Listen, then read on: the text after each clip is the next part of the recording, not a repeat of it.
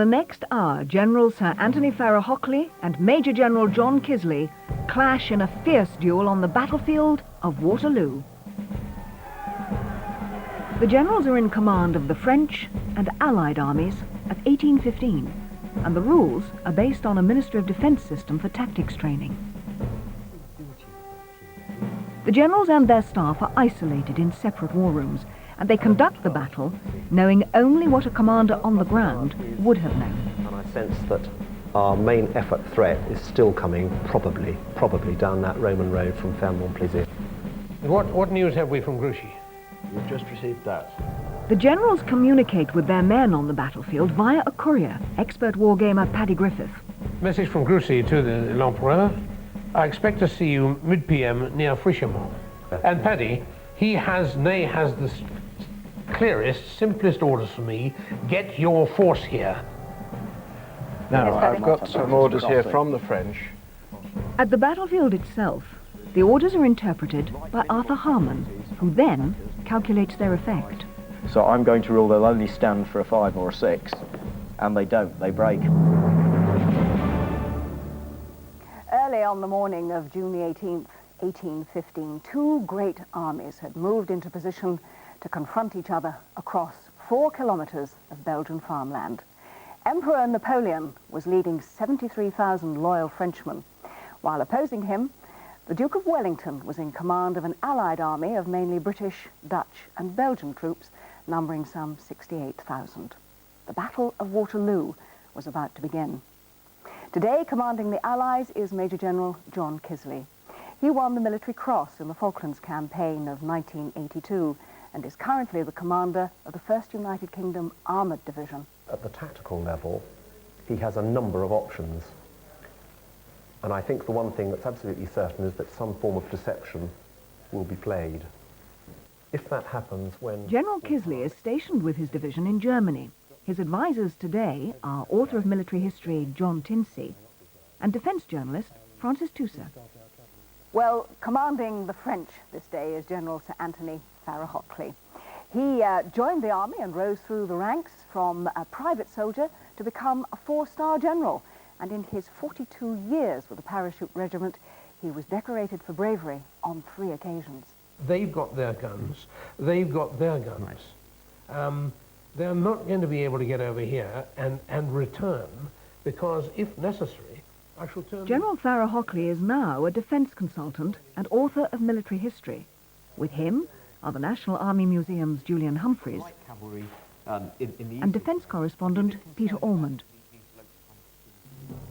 The battlefield of Waterloo is about 5 miles across and mostly rolling farmland. Both armies consist of infantry, cavalry and artillery. Damaged units are given casualty markers. General Kiszely has his Allied troops in position north of La Haye-Sainte. He also has reinforcements, a Prussian army several miles to the east of the battlefield, led by General Blücher. Well, we can now go to General Kiszely in the Allied War Room. General, you are outnumbered and your reinforcements are still several hours' march away. How confident are you that you can hold your position? I've got some very good troops, I've got some very good commanders here, and I think a lot of the problems are going to be for my opponent today. But you have problems too. How are you going to deploy your troops to ensure that you can hold until Blücher is able to arrive? Well, of course I have plans and I have a deployment, but I'm sure you're not expecting me to advertise those in advance. Not to advertise them perhaps, but to give us an outline of what you plan to do with your troops today. No, I don't think I'll do that. I have plans. I shall be surprising my opponent today, and that's all I'm going to say at this stage. General, thank you. Well, on the south side of the battlefield, General Farrar-Hockley has deployed his French army. Now, their objective is to take the main road and push on through to Brussels in the north. The French right wing, under the command of General Grouchy, is harassing the Allies' reinforcements in the east. And let's now go to General Farrar-Hockley in the French war room. General, you had a great victory 2 days ago. Are you confident that you can repeat that today against the Allies?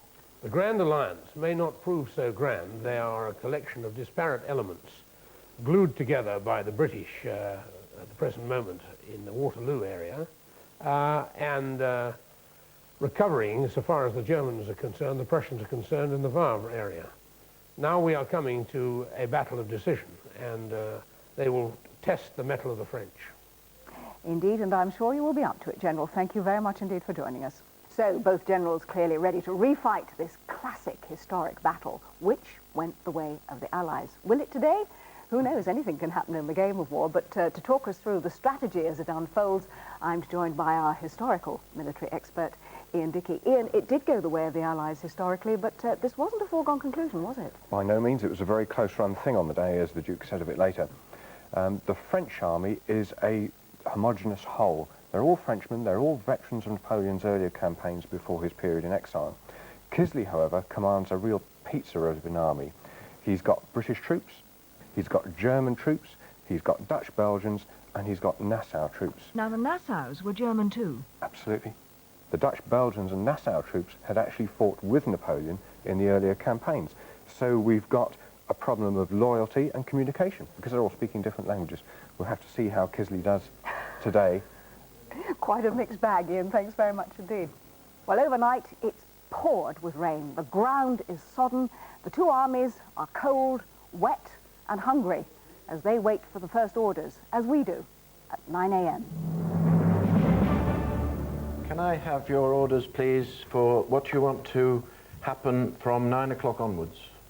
Yes, on the left wing, the 3rd Heavy Cavalry Corps at the western end will attack in company with the 1st Corps of d'Erlon with a view to turning onto this high ground here, the cavalry protecting the infantry flank, but also making inroads into enemy positions in this area. It's difficult here to take the initiative away from him at this stage. And I think one could be over-tempted to do that. And what we've got is the best ground available and a balanced formation. So probably our best bet is to just hold at the moment and stay cool. Yeah. In the centre, the 6th Corps will advance with under command a division of heavy cavalry from the Old Guard, directly up from La Belle Alliance to capture Farm La Haye-Sainte. I have ordered Grouchy down in the area of the Prussians to disengage himself, leave a division to mask and demonstrate as long as possible against the Prussians, and to march here as rapidly as he possibly can. Now, I've got the first thoughts of the French. They've sent couriers confirming their original plans.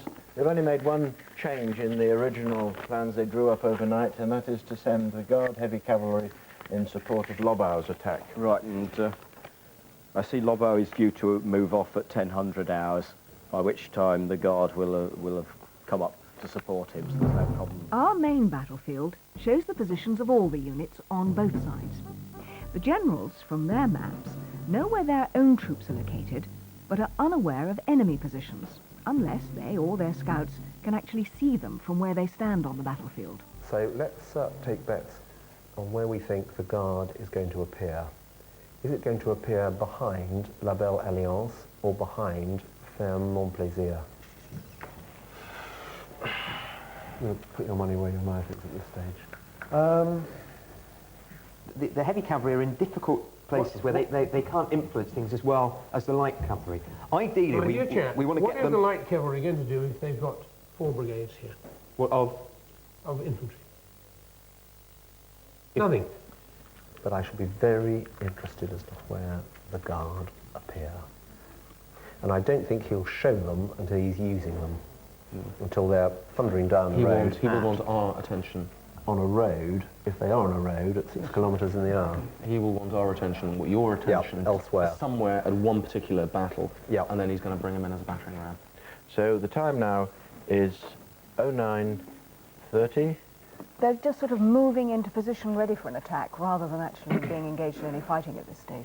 What is the main objective as far as Napoleon stroke Anthony Farrar-Hockley is today? Well, just as the historical position with Napoleon, he has to take this road. He has to clear the Allies, that's right, from Waterloo and Brussels in our north to Charleroi and France in the south. He has to capture this road and drive the Allies off it. And he has to do that, as we know, before the Prussians arrive to support them. I expect to have heard from Grouchy. You haven't had anything new from Grouchy since earlier in the morning? None of my 3 couriers have brought anything back. Not yet. Right, let's just take stock. The simultaneity theory is starting to gain momentum here.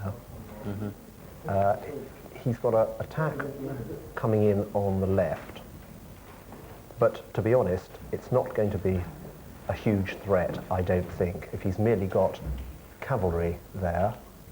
1 brigade. I think La Haye at the moment looks reasonably secure. The centre and the right, however, he hasn't moved in the centre yet.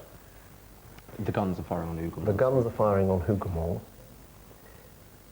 And the main attack at the moment is clearly coming down the Roman road from Ferme-Montplaisir. Grouchy's going to be a right pain, isn't he? He is a pain. Well, yes. He was a pain already. I think every order that we're going Right, have you any orders for 9:30, please? Yes, I have. This order here is to General Halkett to take his brigade forward to support Dobrone's brigade and any gaps in the line, because I have told him that an attack by 4 French brigades is likely on that area of the line within the next 2 hours. Now, those are the only orders I'm giving at this stage, but I'm moving my own position back to Ferme-Mont-Saint-Jean, to my command post. Right. I think now we have to continue advancing the French in accordance with their orders. And they will make contact. And they're going to make contact. For instance, over here, the infantry combats in the centre. A very slight advantage to the French in terms of numbers and quality against the Dutch Belgians, but it's really fairly even. But the advantage definitely with the French, they're actually on the die roll. Scoring high, 6 on the die. So my judgment there would be that the Dutch Belgians are broken and fall back, but that Halkett's British troops stay firm and carry on the fight.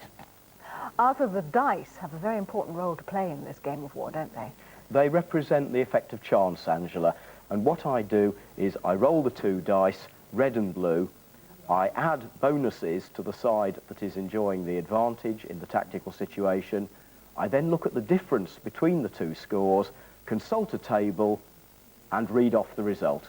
Simple as that. This is undoubtedly not a clear area. It is full of troops. The idea that we can just come through there and get round behind them is completely false. There may be as many as 8 brigades in that area. I think that attack's going to come in. I think time is going to dictate that he can't piss around here. He's got to come in and get on with the business.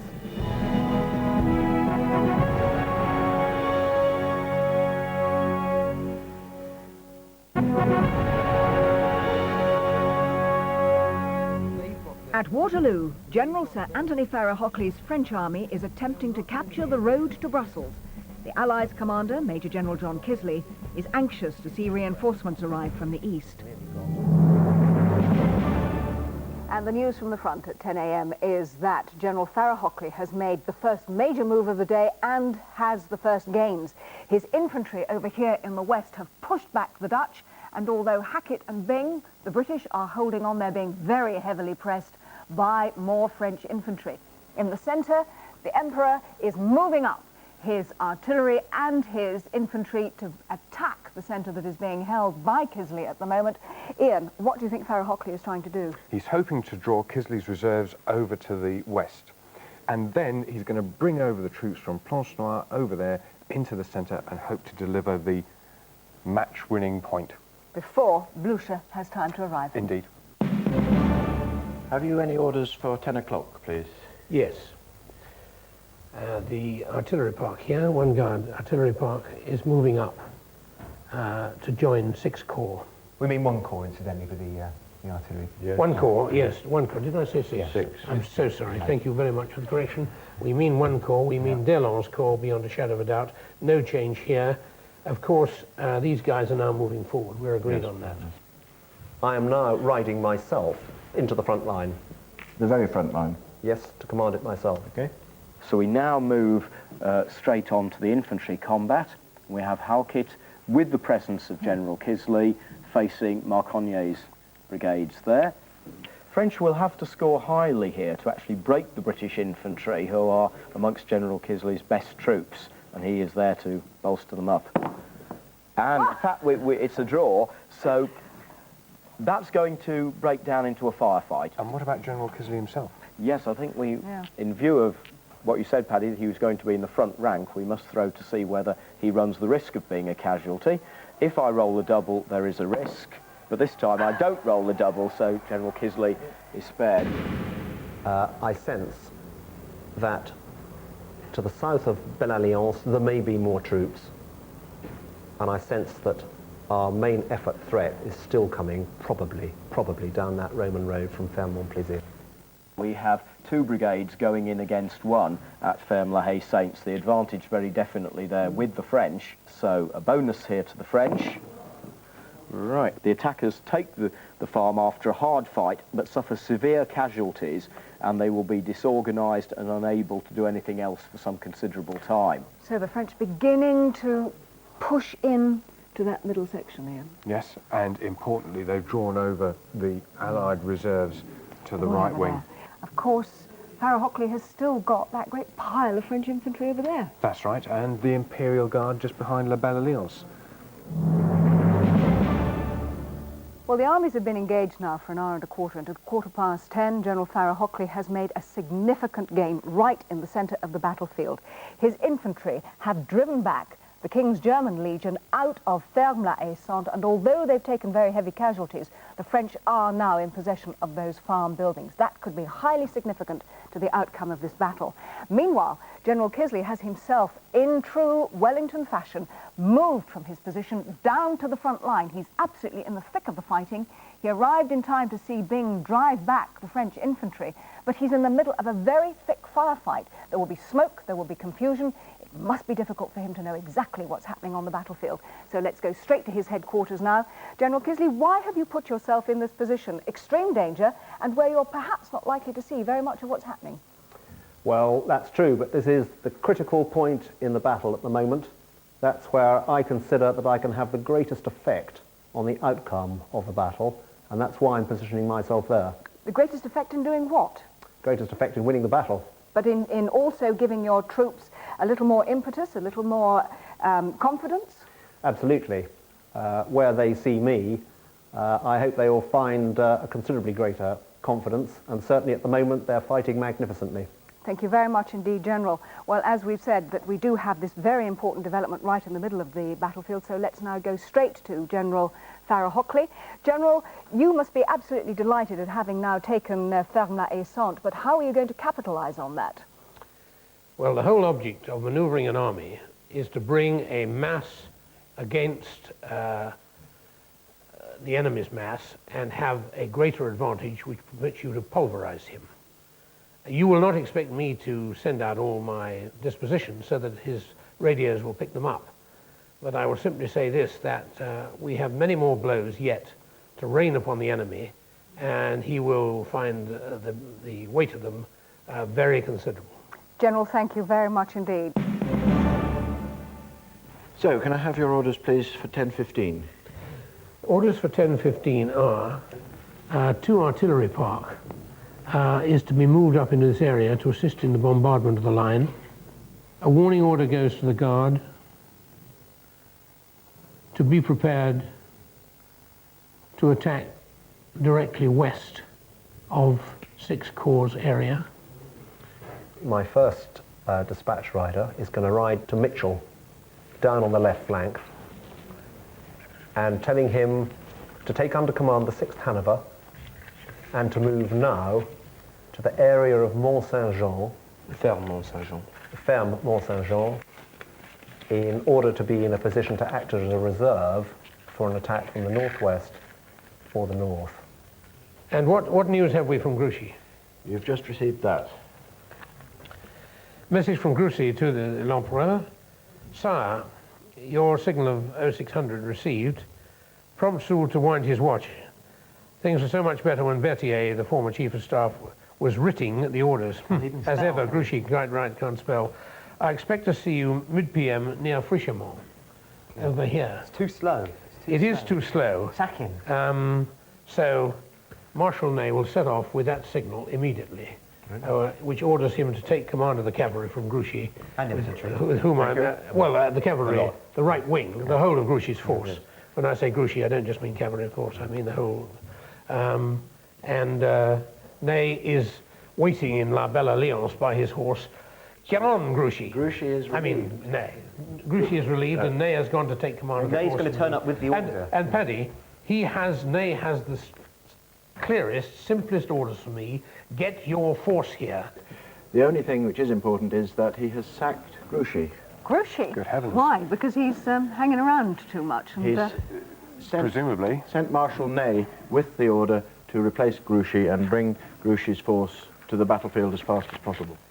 Well done. Right, that's more like it, isn't it? Yes, there we are. Forceful I can forgive generalship. the slowness, but the spelling mistake was just... Yes, and yes, absolutely. And making silly remarks. I'm damned if I'm having Grouchy behaving like that. Okay. It's war, not Wimbledon, isn't it? Right. The British orders are to bring Picton's division up in this direction again to be ready to stop a breakthrough on that flank, and Mitchell and the Hanoverians are also to follow. The cavalry, the light cavalry here, again, he's realigning them. He's really realigning his whole army in that direction. He's obviously very rattled by that. And in fact, it looks as though it might quite soon be held, even with the troops in the first and second line. he's throwing everything at He's it, being very isn't he? cautious with his reserves. Well, he's forming a long stop in case that front line gives way. He doesn't want the enemy to break through to Mont-Saint-Jean and that vital Brussels road. Now, is that a mistake, do we think, Ian, that he's now left quite a significant hole there, bearing in mind that there's quite a lot of French infantry? I know it's, what, about mile and a half away, but it's in line for that hole, isn't it? It's not quite that far. Huh? If he could see what we can see, which of course he can't, he would think here is a golden opportunity and he'd go for it. But he doesn't know Can't see it. that the troops have been moved from this reverse slope over to here. So what do you think General Kiszely's up to then? Well, He's trying to mass something for Oh, a counter-attack? I think he's getting a lot of guys in here. He's also, I think, reinforcing this area, expecting another. But then, with this squeeze play in here, if we capture that area, we've certainly made a real dent in them. We'll see off those garlic eaters before too long. Give Johnny Frenchman a damn good thrashing. That's one good thing about this battle. You can't fire in any direction without hitting an actual Frenchman. At 10:15 then, I sent a message to the Cavalry Corps, 6 Corps and 4 Cavalry Corps, and the Imperial Guard. Attack at 11:30 a.m. Brusquet, mais Brusquet. Now, Yes, very I've much. got some orders here from the French, which were issued by Farrar-Hockley personally to the guard To here, the where guards, he's right. just beside them. And he's telling them to move at about 10:30 or 10:15, to move there, to be ready to attack the enemy at 11:30. So there's plenty of time for them to prepare that movement. But it is a big movement. And he wants to shatter the enemy front with the full weight of the guard, including cavalry. Right, so he's deciding to go to the west flank rather than the unprotected east, Ian. Yes. In some ways, he's reinforcing failure. This demonstrates most clearly that he doesn't realise how weakly this eastern flank of the Allied army is. I think we see now his main attack is going to come in between Hougoumont and the Brussels road and is going to hit us front centre. One of these, the 4th, 5th, 4th, 3rd and 2nd. This here is of British troops, Yes, British and Hanoverian. No. One of those we badly mauled. And we know that. That's a Dutch one, you see, but that's what's going to get hit by the Imperial Guard. What is that? 6th Green Troops. It's either British Light Infantry, headed by the Rifle Brigade, Yeah. or they're Nassauers. It'd be lovely if they were Nassau. Yes, it would. It's going to attack Bylant and 2nd Nassau, which is not good news. And now is the moment to launch a cavalry brigade to destroy those guns before they can take up position. And that's got to happen now. I will now move to 2nd Nassau and Bylant into the front line. In the front line? In the front line. I think that attack by the Guard is really coming straight in now. Hang back, just wait till we've got the picture better, then go in. But I think you need to hang back. Don't run in. Don't run in. Are you going to decide? I'm going to be on the front line. Thank you. Sorry, guys. Your hat. I'll tell you why. I think that they're going to move faster And we would like. than we imagine. And we've already been caught out once by the speed at which the French manoeuvre and move. And I don't want to be caught out again at what is probably the most critical moment in the battle. If I'm wrong, it's large pints of beer this evening. Now, General Kiszely has put himself in the front with the Dutch-Belgian troops. Now, were these British troops, of course his presence would bolster their morale and give them tremendous confidence. I'm not sure it would be so effective really with Dutch-Belgians, who haven't fought with him before. Don't speak English. No. In Who fact, is this man with the big nose and the blue coat anyway? In fact, they fought on the other side. Indeed. 2 years ago. So what's going to happen, Arthur? Roll the dice. Do we need a morale throw first to see if they stand? I think we need to roll to see if those Dutch-Belgians stand at all with the might of the Imperial Guard. So I'm going to rule they'll only stand for a 5 or a 6. And they don't. They break. They'll flee back out of the As way. they did in the real battle. Now, Indeed. I think we need a snap decision from General Kiszely. Is he going to go back and try and rally those Dutchmen, or is he simply going to retreat and join the Brunswick, the Hanoverians. 4th Fourth Hanoverian. We just need that snap decision. Now, this is an exceptional intervention on my part. From your position with the Bylant troops, you have first of all seen the KGL light cavalry overrun the guns. However, this does not stop the Imperial Guard infantry hitting Bylant's troops, who don't speak your language, not terribly impressed by your presence, because they don't know you as the British troops do, and they flee to the rear. Right. What I need now quickly from you is your immediate actions. My immediate action is to order Lambert with 4th Hanover to fill the gap. All right, and you'll go to them to do it. You'll have to I'm already riding back, Yes. bringing them forward to do it. Fine, thank you. Let's roll to see how successful General Kiszely is. Well, he rolls a 6, so he's got to have been successful in actually rallying those Brunswick and English troops to hold that gap. Right. He's actually restored any disorder that would have been created by the other men panicking past them. Has Kiszely been hit? Oh, yes, we must check on that, mustn't we? No. The finger of Providence is upon him again. Got luck with him today. So what happens in the battle, Arthur? Now it's the Guard. Well, with the presence of General Kiszely, he's got good quality Hanoverian British troops, the best quality line infantry on his battlefield, equally against some of the best infantrymen that General Farrar-Hockley can throw forward. But the difference is the formations. The British and Hanoverian infantry will be in line 2 or 3 deep, with every man able to bring his musket to bear, whereas the French will be advancing in columns. Well, they're in shallow columns rather than deep columns. Which This means is what? How many in a specific column? each battalion would be 6 men deep rather than 3 or 2. Right. So that's effectively halving the number of muskets Yes. they can bring to bear. So because of that, a slight advantage to the Allied troops. firefight. To the solemn beat of drums and cries of Vive l'Empereur, the French Imperial Guard have had their first action of the day at 11:30, and clearly the awesome sight and sound of those crack French troops was just too much for the Dutch and Nassau allies, because they fled in terror from the field. Their places have been taken by well-trained British and Hanoverian troops who, as we speak, are engaged in a savage firefight on that Western Front. Let's go straight to the French headquarters and General Farrar-Hockley. General, why did you decide to send those elite troops in so early in this battle?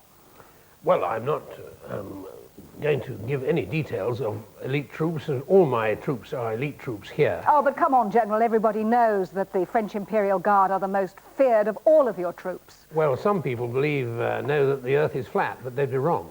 The Guard are elite, but I have many other fine soldiers on the battlefield here, and what is more and more important, they are making big cracks in the Grand Alliance, the so-called Grand Alliance, which has sought to deny us our passage towards Brussels.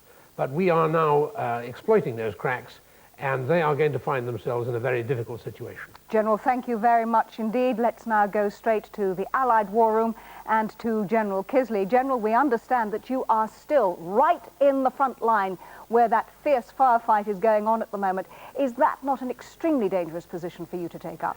Well, I think it's the critical part of the battlefield, and my tactics in that respect don't change. Where it's the critical part of the battlefield, there it's my place to be. Well, you're managing to hold on, though you have seen the Dutch and the Nassau troops flee in terror from the battlefield. How long are you going to be able to hold out before Blücher arrives with his reinforcements? Well, those Dutch and Belgian troops fought very gallantly, but their place in the line has now been taken by other fresher troops to stabilise the line. But you're absolutely right, it's a fierce clash of arms at that part of the battlefield at the moment. And do you think you can hold on until reinforcements turn up? I'm confident that my troops will do their duty. Thank you very much indeed, General. A man who is still very optimistic, perhaps not realising, he says that he thought that the Nassaus and the Belgians, and the Dutch rather, fought very fiercely. We know they didn't. They turned and ran. Is that going to be his problem now? Holding long enough onto that position before Blücher arrives? It's always been his problem. But let me stick my neck out at this stage and say I think the French will not be able to win this battle. Why not? On this wing, the fight has bogged down and neither side is going to make any particular progress. The French Imperial Guard, although they've come in against these English and Hanoverian troops, they've been held. If they disappear, Kiszely has got ample reserves here to deal with them, taking them in the flank. The only chance now that Farrar-Hockley has of making significant progress in the battle is to instantly deploy Riel's corps and attack the Dutch and Hanoverian on the Allied eastern flank. Well, let's wait and see if indeed he follows that route.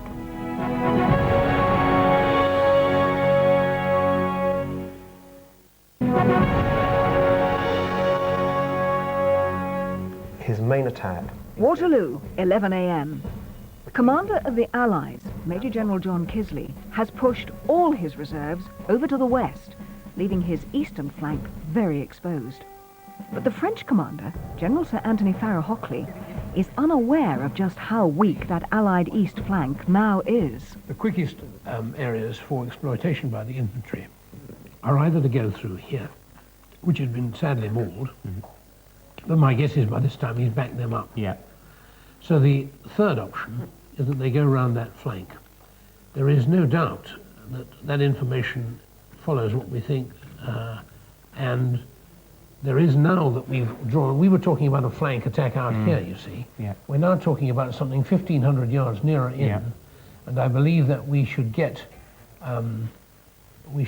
arrangements made, staff-wise, to commit the reserve when we're ready, to come down here and capture Ferme Mont Saint-Jean, at the same time as we make a hell of a heave here with everything we've got. We've reached a critical stage in the battle. Are you yourself still in the front line? I'm just about to pull back, just behind the front line.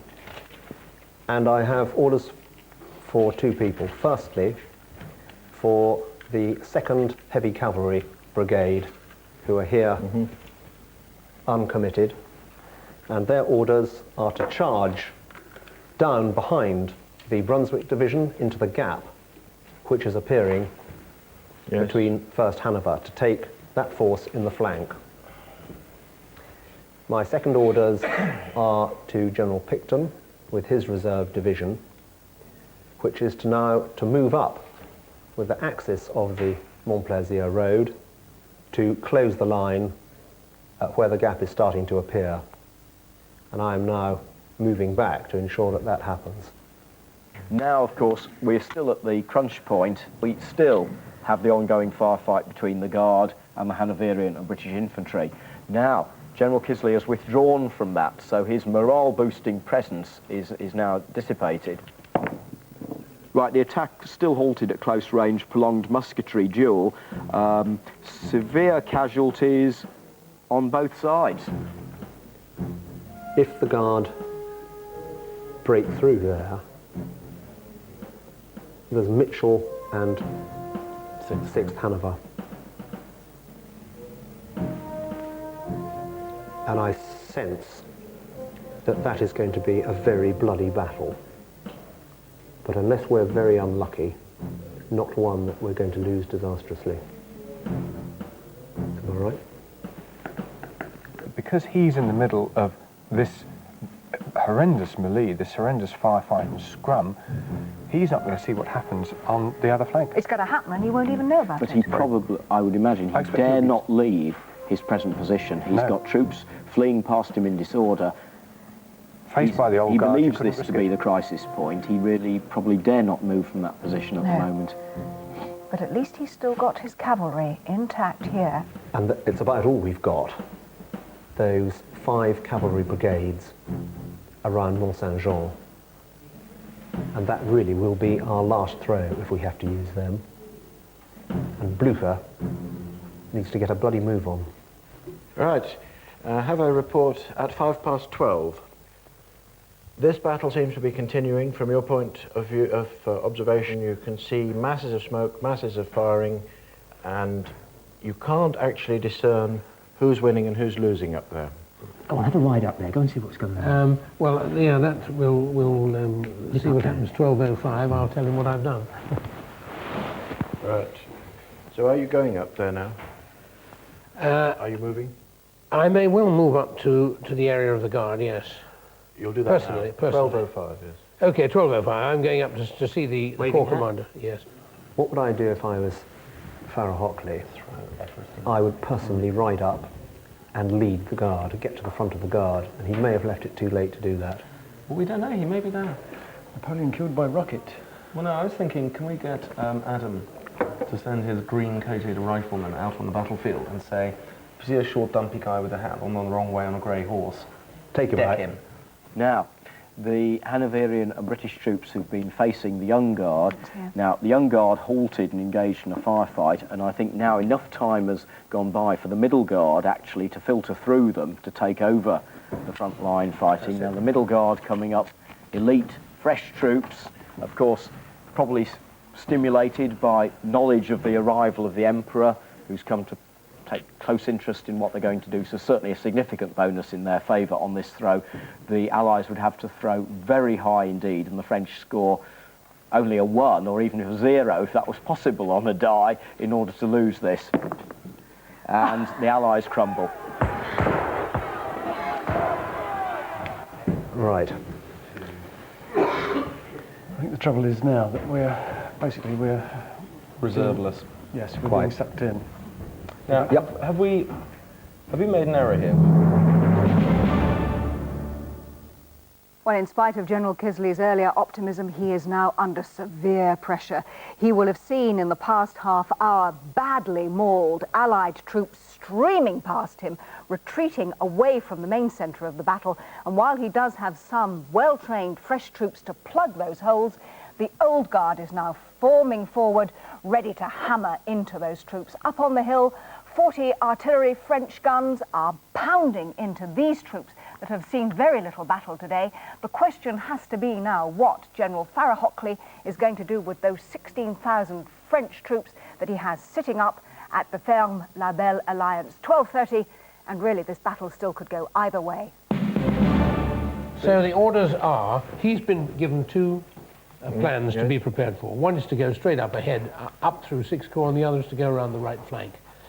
He's now going to go directly up the road towards Mont Saint-Jean, and he'll be given support in his movement forward by the artillery here, and they will be prepared to move forward if, as I expect, he makes inroads there.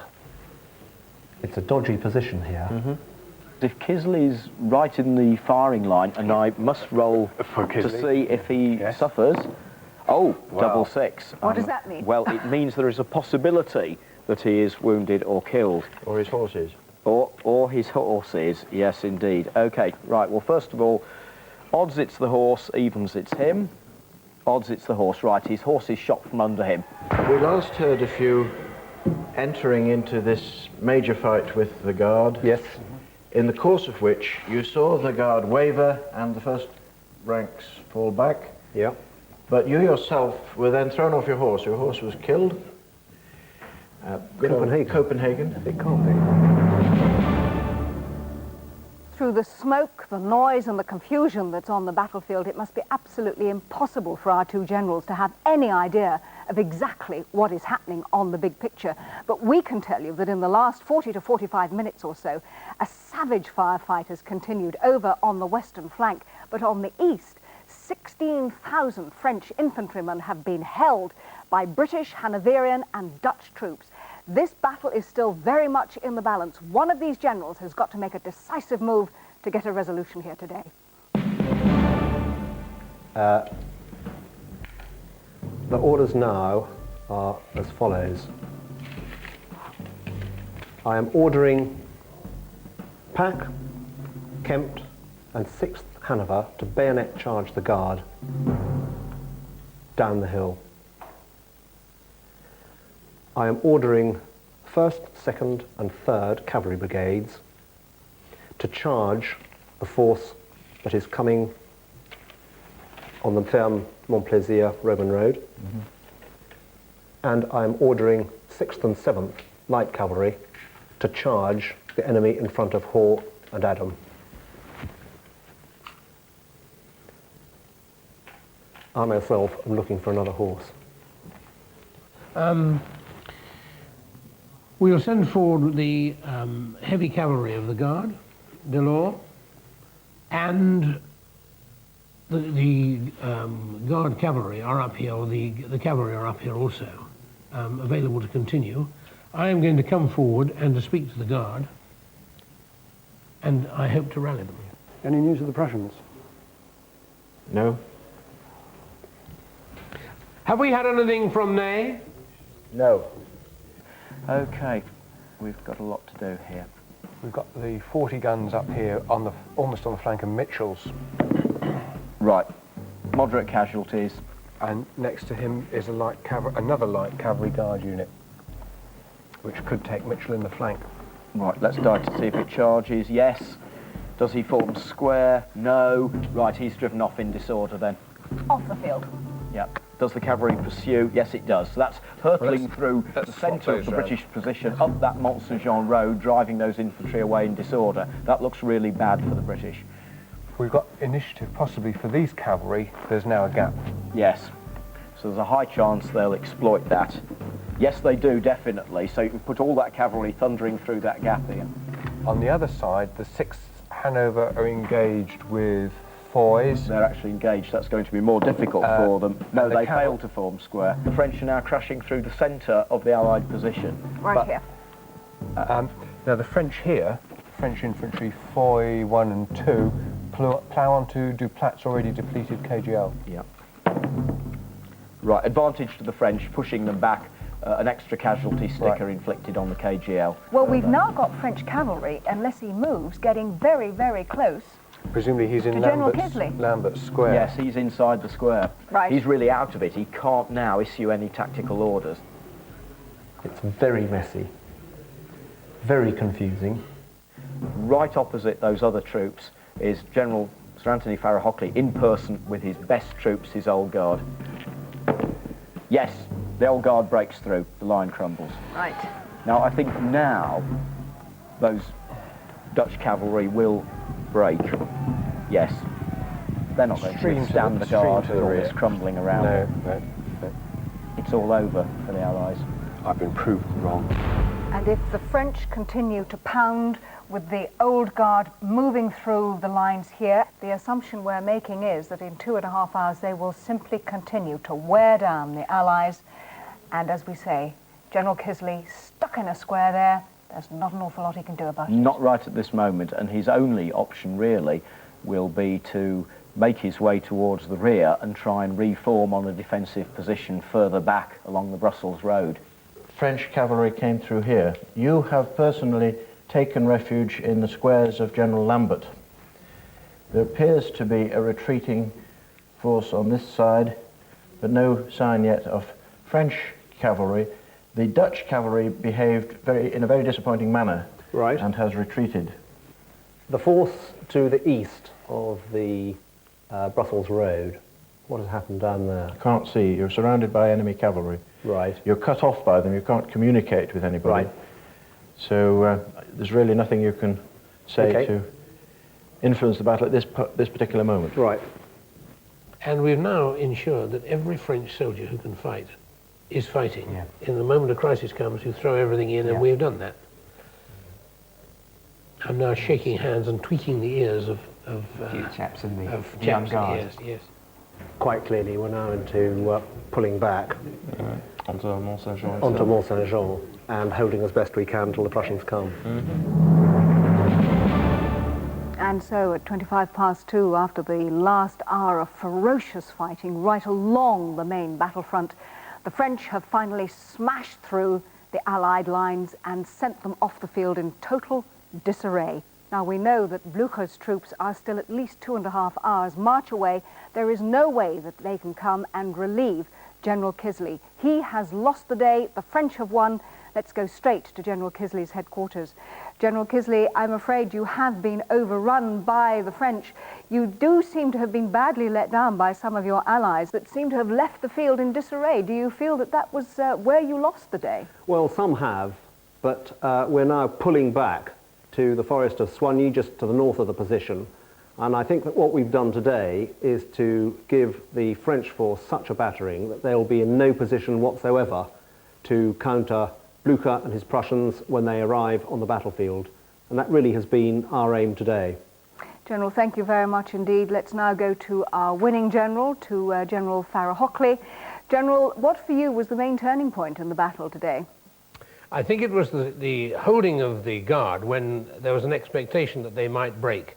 If they had come out of the line at that point, we should have had a very difficult situation, since pretty well everyone was committed. But the soldiers of France have given their all to this, and I must also thank my colleagues for their immense contribution to the victory. But they have given you a bloody nose. They certainly have, and now I'm waiting to see Marshal Ney and to give him a piece of my mind for being as long-winded about his arrival as Grouchy.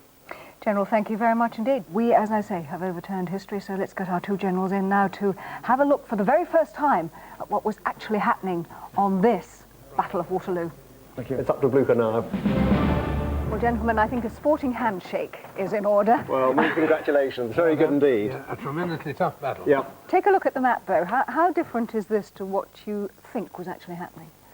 I think that's fairly similar to the picture that I saw at the end, but very different at the beginning and halfway through. Yes. Well, it did change considerably, General. Yes, we were very confused about precisely where everybody was halfway, but as things went on, they became more confined and therefore easier to pick up. But then it would be confusing on a battlefield Oh, like this, wouldn't absolutely. it? Very much and so. with so much smoke as there Yeah. would have been from the guns. Yeah. Yeah. Generals, thank you both very much indeed. You've clearly enjoyed yourself, win or lose on Yes, either absolutely. side. Very Thank you very much. All that remains for me to do is to thank our historical expert, Ian Dickey, and also our two umpires, Paddy Griffith and Arthur Harman. Well, what a turn-up for the books. The French have won at Waterloo. But we aren't going to actually rewrite the history books, because this only was a game of war. Goodbye.